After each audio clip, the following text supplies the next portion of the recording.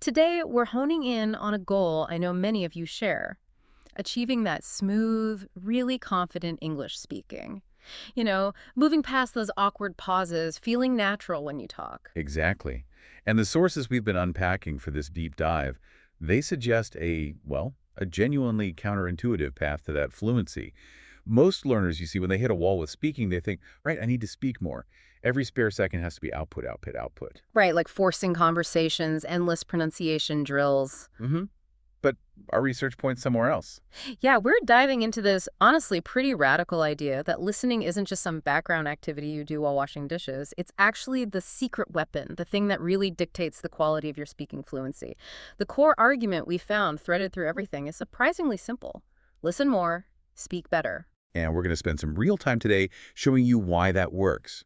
How deep, focused listening literally trains your brain. We're talking pronunciation, rhythm, natural expression, The whole package. the whole thing. And then we'll pivot to the practical how. We've got specific smart listening habits you can start using today, even if you're super busy. And, crucially, we'll also flag the common traps, the mistakes that stop learners from actually getting the benefit of all that listening time. Okay, sounds like a plan. We've got a lot to cover, really connecting that input to smooth, measurable output.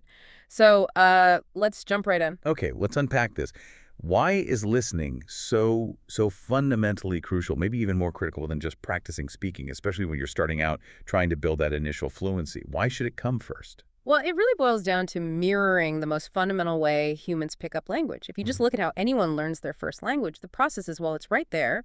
We learn to speak because we listen first. We build this huge auditory foundation before anything else. The classic baby analogy often comes up here, but I feel we need to dig a bit deeper than just saying, babies listen. Absolutely. Mhm. Think about it more closely. An infant spends months in what some linguists call a silent period. They are constantly listening. They're hearing the specific sounds, the melodies of their native language, absorbing the rhythms, the stress patterns in their parents' voices, categorizing thousands and thousands of sounds. Right. They're definitely not cracking open a grammar book trying to figure out the past perfect tense. Not a chance. They absorb the sound, the context, the structure, all subconsciously. And it's only after all that input that the ability to actually produce meaningful language starts to emerge. So if you, as a language learner, try to force the speaking part too early, before your brain has really soaked up that necessary sound library, it's like trying to run software you haven't installed yet. It must feel like a real struggle. It absolutely is, because consistent, deep listening helps your brain develop something our sources called, quite brilliantly, I think, a kind of English feeling. Mm. And this feeling, this intuition, that's the key to smoothness. It's about building up implicit memory for how English works, the syntax, the prosody, the common phrases. Okay, what does that actually mean day to day when you're trying to speak? It means you start sounding more natural because you're running on instinct, rather than constantly having to pull up explicit grammar rules from your memory for every single sentence. So, for instance, instead of consciously trying to remember the three-part rule for making a third conditional sentence, which puts a heavy load on your active memory, Right. That takes effort. a lot of effort. Instead, you just feel that saying, if I listened more, I would have improved faster, sounds right. While something like, if I listened more, I would improve faster, it sounds wrong, Yeah. instinctively wrong. Wow. Okay, so it shifts the heavy lifting from that explicit memory, the rulebook part of your brain, to the implicit memory, which handles the flow, the gut feeling. Precisely. And this continuous listening process improves your vocabulary, your pronunciation, your sentence structure, almost without you trying. The context, the sound, the rhythm, it makes words and phrases stick in a way that just reading a word list from a dictionary, it just can't compete. Let's make this concrete with that example from the sources. The phrase, I'm going to grab some coffee, if you only see that written down. Right, it's just 5 separate words. Maybe you learn going to means future intention. But if you hear it said naturally, multiple times, maybe in a fast conversation or casually on a TV show. Exactly. You quickly realize the actual sound is often more like, I'm a grab some coffee. The Right. whole thing becomes one smooth chunk. Going to gets reduced to gonna, or even some might get unstressed. That's the real world usage. That's it. And pretty soon, without ever consciously memorizing rules about connected speech, you find yourself using that natural phrase. You've absorbed it through listening. You've internalized the sound meaning connection, which is so vital when we talk about rhythm and intonation, isn't it?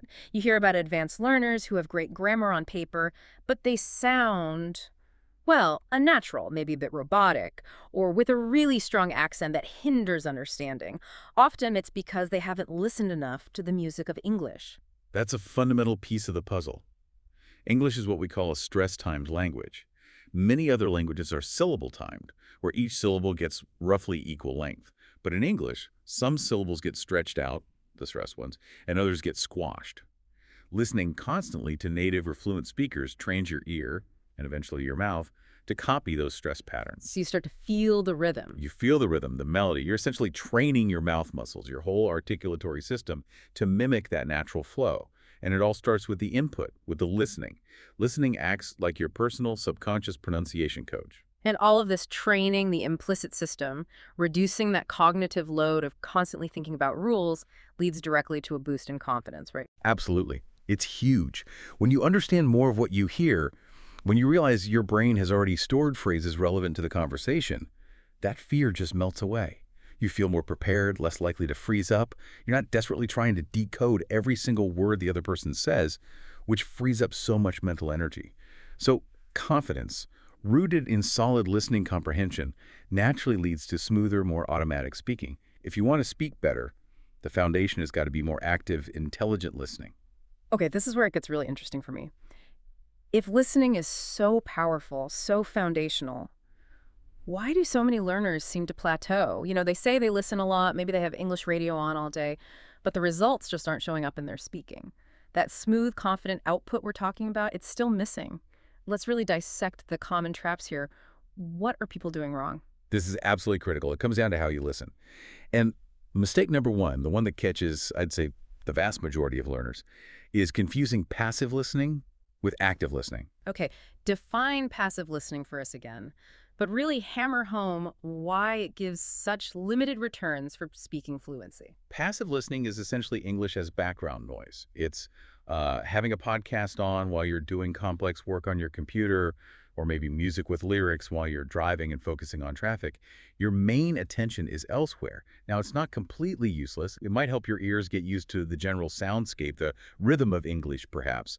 But it's totally insufficient for actually training your brain to recognize patterns, internalize grammar, or pick up new vocabulary in a way you can use. Your brain basically filters it out as unimportant noise because you're not actively engaging with the meaning. That's where that great analogy from the sources comes in, isn't it? The slightly painful but very true one. Passive listening is like putting headphones on a plant and hoping it grows. It's perfect. You need active engagement to make those neural connections sprout and strengthen. Active listening demands focus. It means setting aside dedicated time, even just 10 or 15 minutes where listening is the main task. And engagement means things like pausing, maybe repeating a sentence you didn't catch, looking up a keyword later, or even just mentally summarizing what was said.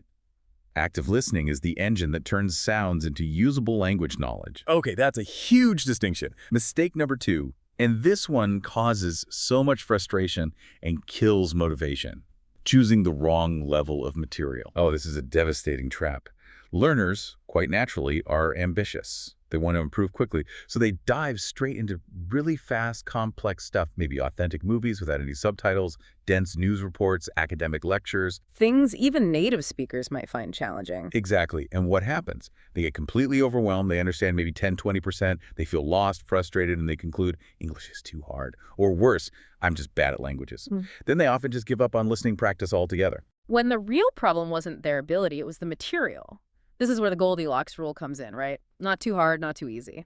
The Goldilocks rule is your absolute best guide here. You need to find materials that are just a little bit challenging. The sweet spot, according to the research, is aiming for around 80% to 90% comprehension. You should be able to follow the main gist, understand most of the sentences, but there should be a few new words, maybe a slightly complex structure that stretches you just enough without drowning you in confusion. It's like manageable difficulty. If you understand less than, say, 70%, you're probably just feeling anxious and lost. It's like the weightlifting analogy in the sources. You wouldn't walk into the gym on day one and try to lift 100 kilos. You'd get injured. You need the right amount of resistance to build muscle safely. Spot on. And that leads nicely into mistake number three. This idea that you always need something new. Skipping repetition and review. So many learners listen to a podcast episode once, watch a YouTube video once, and then immediately move on, always searching for fresh content. But our brains don't really learn that way, do they? We need repetition for things to consolidate, to move from short-term recall to long-term memory. Absolutely. This is basic cognitive science. Our sources really emphasize the power of repetition for retention. Think about it. The first time you listen to a complex segment, maybe you only catch 50% of the nuances, the specific vocabulary, the linked sounds. Listen again, and your brain starts filling in the gaps. Maybe you hit 70% comprehension. You notice things you missed. A third listen. Now, you might be catching specific pronunciation details, how words connect, the rhythm. You're pushing towards 90% understanding, and crucially, that information is getting encoded more deeply. That's why techniques like shadowing, which inherently involve repetition, are so effective, even though many learners skip them because they feel repetitive. Yeah, the novelty wears off, but the learning deepens.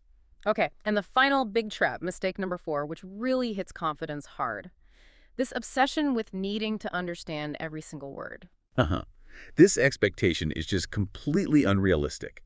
Even native speakers don't catch every single word in fast conversation or when listening to complex technical material outside their field. We often guess from context. The goal of listening practice, especially for fluency, isn't 100% word-for-word dictionary comprehension. The primary goal is understanding the overall meaning, the gist, the main points, the speaker's intention. So if you get the main idea and maybe the speaker's tone or attitude, you're succeeding, you're learning.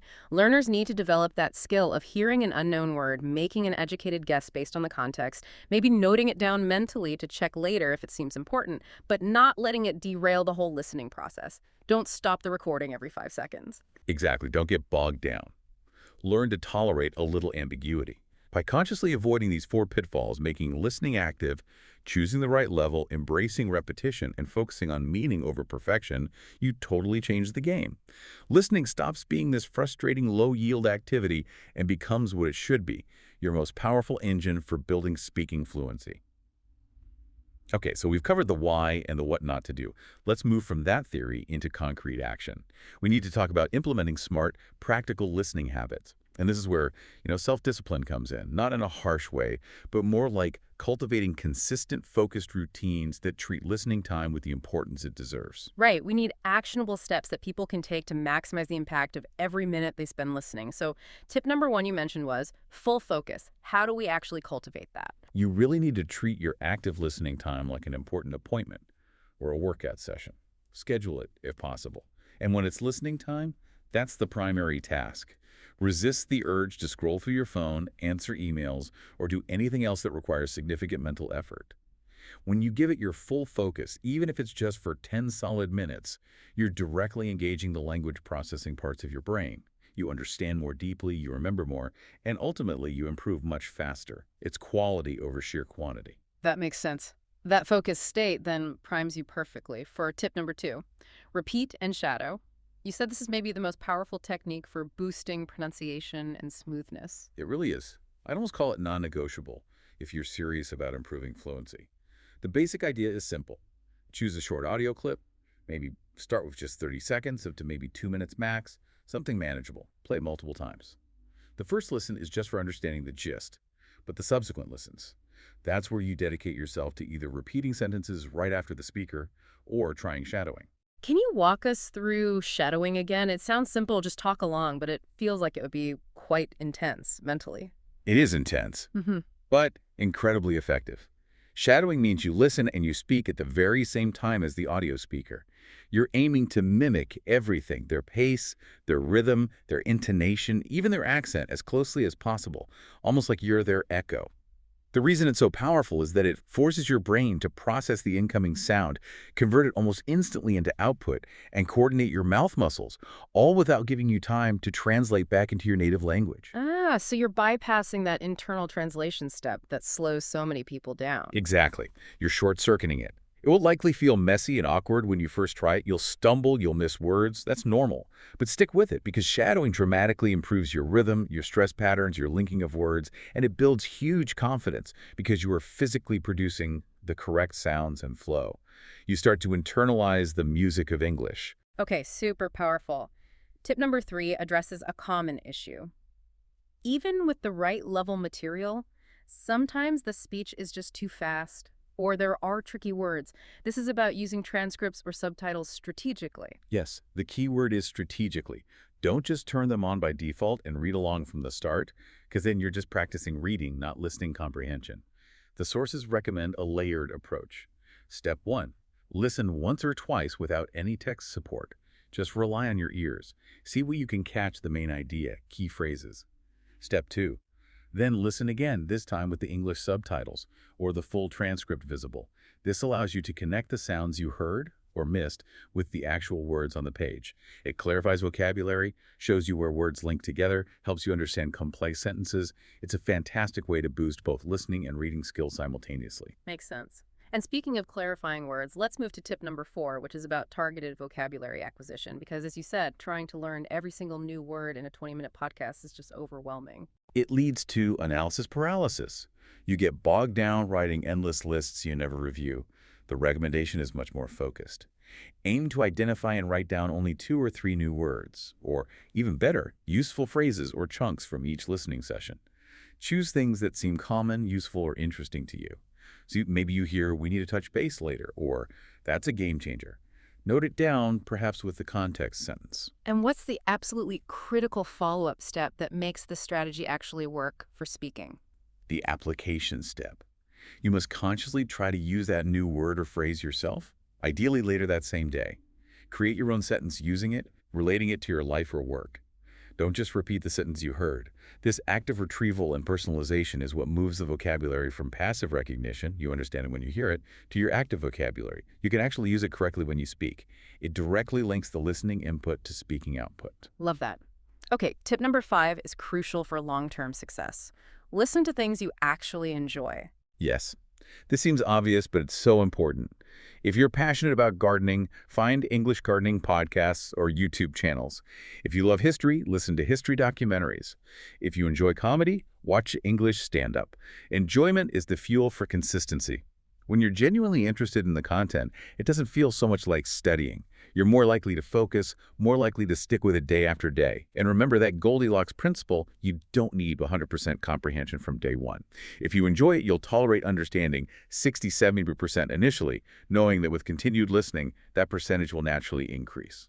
Makes total sense. Keep it fun.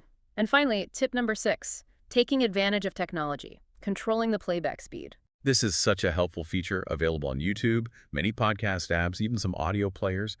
Don't be afraid to slow the audio down slightly. Try listening at 0.75x or maybe 0.8x speed.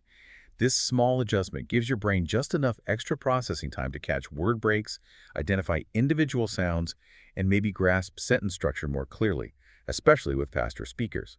As your comprehension improves over time, you can gradually nudge the speed back up towards normal, 1x. Start easy, then increase the challenge. It's a great way to scaffold your learning. Okay, fantastic tips. So we've talked a lot about stocking the brain, filling that internal library with sounds, rhythms, phrases through all this smart listening.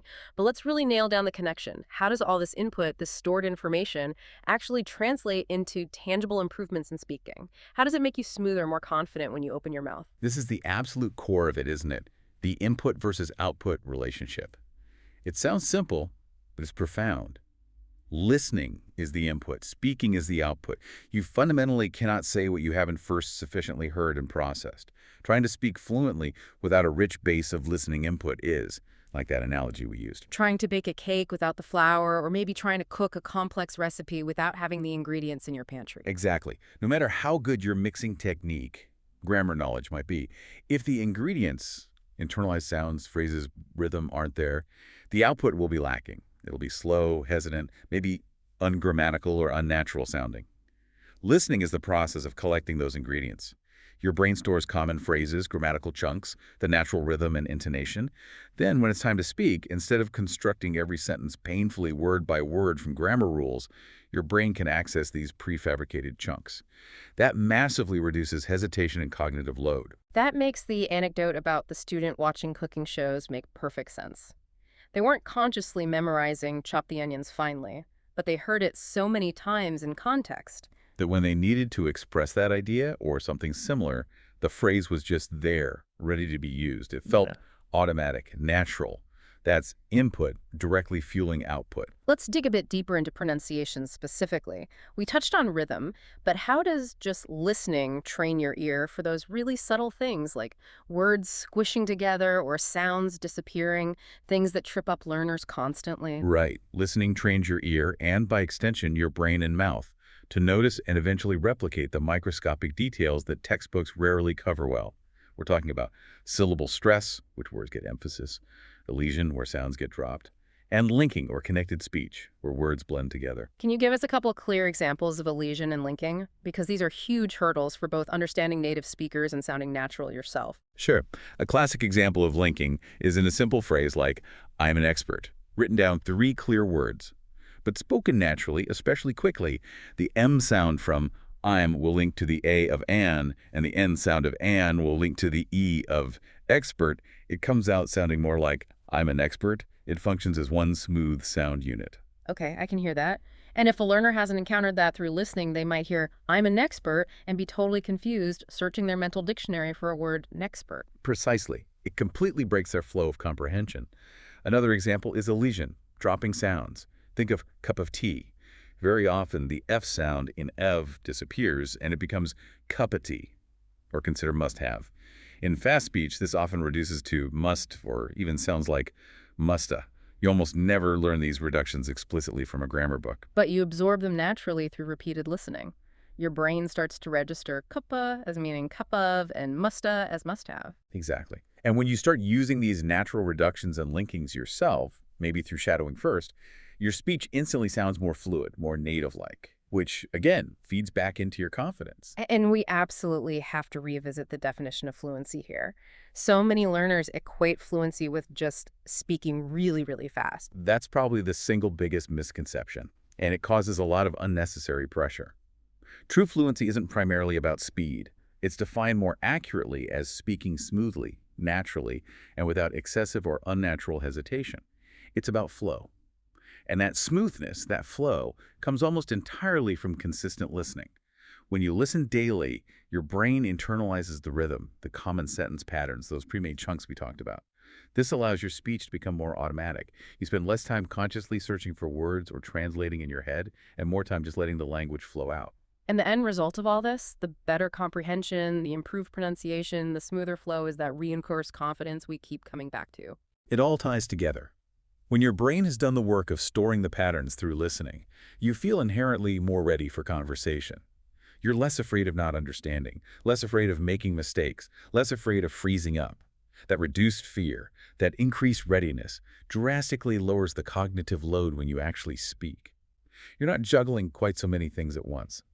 Listening builds the foundation, the vocabulary, the sounds, the structures, and critically, the confidence you need to speak well. Okay, so we've established that deep connection between input and output. Now let's make this super practical. We want to shift focus to simple, high-impact daily habits. These are routines you can realistically weave into your life starting today, even if you feel totally swamped. Because remember, consistency beats intensity every time for long-term fluency. Right. It's about making English acquisition feel less like a chore and more like a natural part of your day. Let's break down that first habit again, the 5-minute start. How can someone make that really stick? Just integrate it with an existing morning routine. Habit stacking, they call it. Choose a short, engaging piece of audio. Maybe a news summary, a quick tip from an English learning podcast, a motivational clip. Play it right after you wake up, perhaps while the coffee is brewing or while you're brushing your teeth. Just 5 focused minutes. It does wonders for switching your brain into English mode for the rest of the day. It signals, okay, time to pay attention to English sounds. Simple, but powerful. Habit number 2, use that dead time effectively. Yes, be ruthless about it. Think about all those little pockets of time during the day. Walking to the bus stop, waiting in line, doing chores like folding laundry or washing dishes, the commute itself. These moments often just slip away. But 10 minutes here, 15 minutes there, it adds up incredibly fast. We're talking potentially hours of extra listening practice per week with minimal extra scheduling. Just make sure you're applying some active focus, even if it's just trying to catch the main topic or a few key phrases, rather than letting it be pure background noise. Good point. Okay, habit number 3 is vital for actually getting language to sink in. Repeat one short clip daily. This combats that tendency to always chase novelty. Instead, Choose a really useful short segment, maybe 30 to 60 seconds of a dialogue, a clear explanation, or a set of instructions, and commit to listening to that same clip multiple times, maybe 5, maybe 10 times in a row, ideally for a few days. Each time, practice shadowing or repeating out loud. This deep repetition of a small, manageable language chunk embeds the vocabulary, grammar, and pronunciation far more effectively than just skimming hours of new material you immediately forget. Quality over quantity again. Habit number 4, watching things with English subtitles. This is a fantastic bridging activity. When you're watching movies, TV shows, or even YouTube videos for entertainment, switch on the English subtitles, not subtitles in your own language. It's incredibly powerful for matching the sounds you hear with the words on the screen. It clarifies pronunciation, helps you see where words connect, confirms vocabulary you weren't sure about. Then, as your listening skills improve, challenge yourself to watch for longer periods with the subtitles off. Gradually reduce your reliance on them. Great strategy. And the last habit, number 5, keep a simple listening journal. This doesn't have to be complicated, right? Absolutely not. No essays required. After you finish an active listening session, just take literally 60 seconds to jot down 2 or 3 quick notes. It could be new phase, get the hang of it, or main topic, challenges of remote work, or even just speakers used gonna a lot instead of going to. This simple act of reflection forces you to process what you heard, aids memory recall, and makes your listening practice much more conscious and targeted. These habits sound really doable. Now, we know the theory, we know the techniques, but sometimes what really clicks for people is hearing about others who've actually done it. Let's share those success stories from the sources. First, let's talk about Amina from Morocco. Her situation is common, strong reading skills, but real anxiety about speaking English on the phone for her job. It was holding her back. Instead of forcing stressful practice calls, she committed to active listening specifically, 15 minutes a day of short, business-focused English podcasts and news summaries. 15 minutes, that feels very achievable. What happened? She focused heavily on repetition and shadowing those summaries, deliberately training her ear to the rhythm and common phrases of professional English. The result? After just 2 months of this consistent, focused input, Amina reported a huge shift. She said she actually started thinking more in English. Her speaking became noticeably more fluid. And the big win: she gained the confidence to handle those customer calls she used to dread and avoid. She even found herself naturally using filler phrases like, "Let me check on that for you," phrases she'd absorbed through listening. Wow, that's a direct line from listening confidence to real-world speaking competence. Okay, what about Luis from Brazil? Luis's story highlights finding enjoyable, relevant content. He wanted practical, everyday language. His solution: he started watching one English language cooking show episode every day. He used subtitles at first, but the key was that he genuinely enjoyed the content. It wasn't study, it was entertainment that happened to be in English. And because cooking involves so many actions and concrete objects, he started picking up immediately useful phrases, right? Exactly. Things like add a pinch of salt, stir until combined, let it simmer, preheat the oven.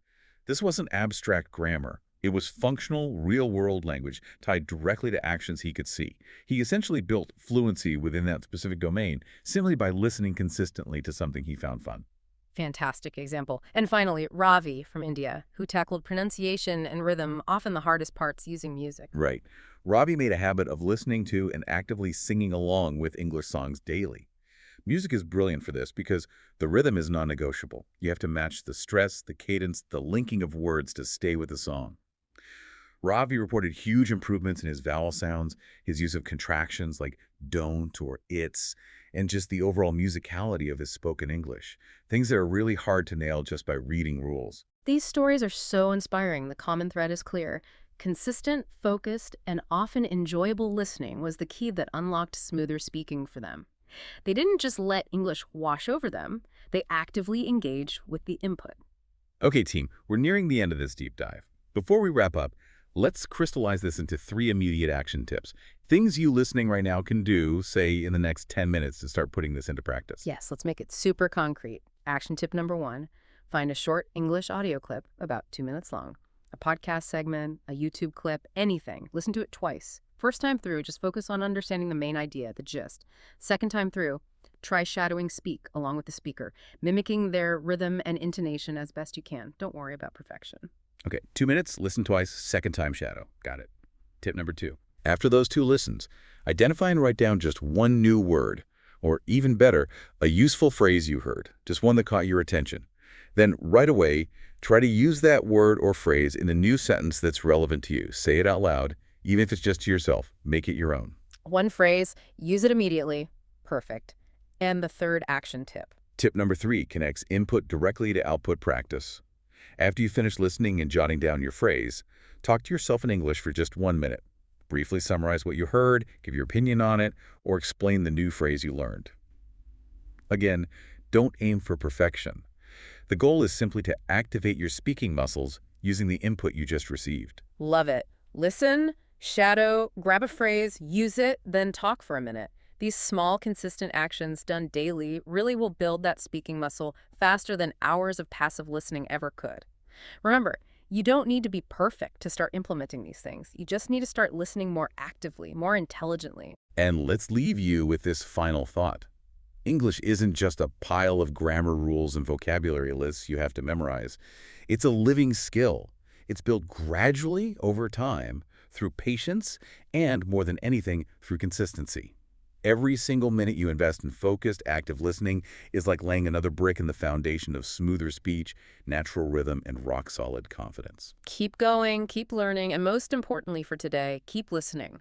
We really hope this deep dive has equipped you with the insights and the motivation to make focused listening your secret weapon for speaking English smoothly and confidently. We'll be back soon with another deep dive. Until then, keep up the great work, keep listening, keep growing.